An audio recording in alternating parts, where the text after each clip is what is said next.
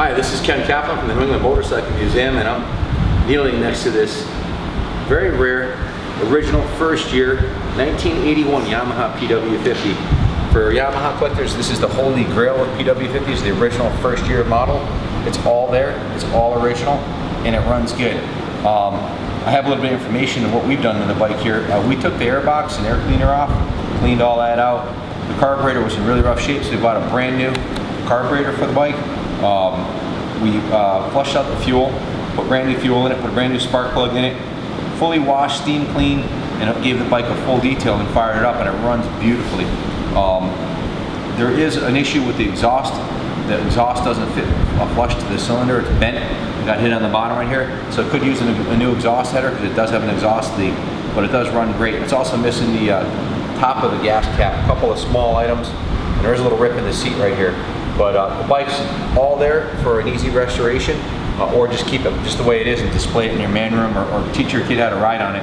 I think this would be a great first bike for some kid. Again, it's a 1981 single cylinder 2-stroke, and I read an article at a Cycle World here, I can tell you about it, as the best used bikes. And they say here, this nearly indestructible little dirt bike has an air-cooled 49cc 2-stroke motor, a single-speed transmission with a centrifugal clutch, a maintenance-free shaft drive. An adjustable throttle stop gives parents the ability to manage power output, and with 10-inch wheels and a featherweight weight of only 82 pounds, this little Yamaha is dead nuts reliable with minimal maintenance needed. Who doesn't love this ring-ding-a-ding sound of a 2-stroke? It's music to our ears, but the PW is still quiet enough for the campground. This small-scale MXer, one of the easiest bikes ever to ride, will bring dusty smiles to the faces of your little ones. Because the PW lacks a manual clutch, the kid can focus on improving their riding technique. Chad Reed, James Stewart, and Ricky Carmichael all spent time on PWs near you. They all got started on it. Basically, you must decide between this and the Honda or the Yamaha TTR50. Those are the three offerings. So what good is that if you can't pick up your bike? These bikes are nice and light. This is the bike that started more motocross careers than any other bike in history. The Y-Zinger was released in 1981, and this is the one. And it shows, check it out, this is the original 1981 article in Cycle World. The original brochure, and it says training wheels. So it was a bike that could introduce Junior to a level of motorcycle while at the same time being safe and easy to handle. Within a few years, the Y-Zingers released and have become the mini race bike for aspiring motocross racers.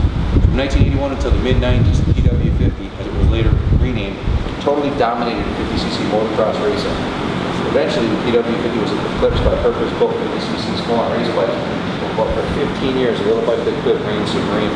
Now, this bike was built in 1981. That was 91, 2000, what is that, 35 years ago? And I'm telling you, I think it's virtually identical. Jay, is this identical to the new one? Have they changed anything on them? The seat and tank joint.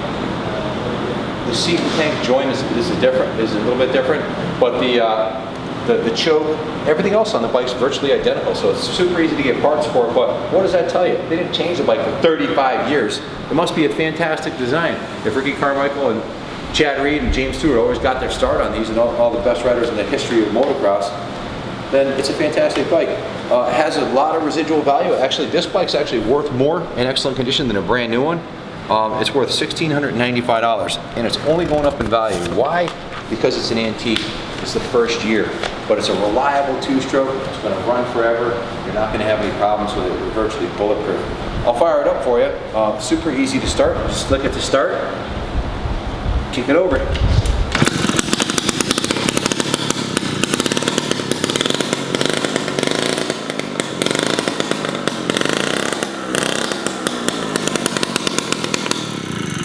Bike runs great, starts right up, does have that exhaust leak, so it is much louder than it should be. But you should be able to pick up a header pipe for 40, 50 bucks, put it on there, be good to go. Usually these come in completely hammered. To see what an original one that's been, this came from an estate sale. The guy that we bought this from was 80 years old. He had over 50 motorcycles. We bought 34 of them. This is just a bike that was in his collection for a long, long time. And obviously he wasn't riding it, but it was on display in his man room. And it's on display in the New England Motorcycle Museum now. If you have any questions about the bike, give us a call, 860-454-7024. Come look at it, come fire it up, have a mechanic look at it, whatever you want to do. It's a great investment, so good luck bidding on the bike. God bless, and I'm going to roll this baby back into the showroom, let everybody look at it until it goes to its new home. Hopefully it goes to a good home. Thanks and good luck.